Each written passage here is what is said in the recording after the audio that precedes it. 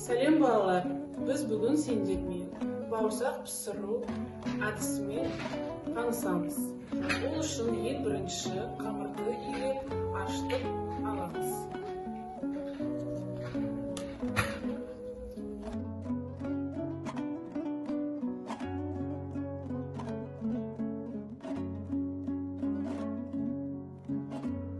Немесе қолмен созып, кішкентай бөліктерге бөлеміз. Домалақ немесе түпкішті.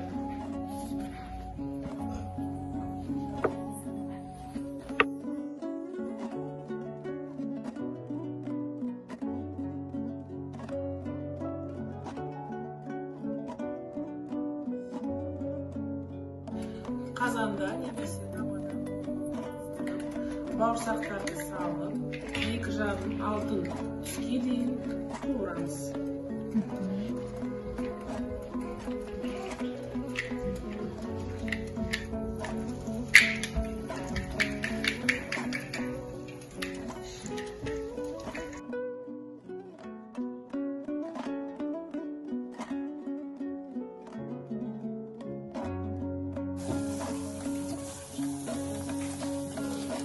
Дайын болған соң артықтай сындыру үшін қағаз сүлгімен шығарып аламыз.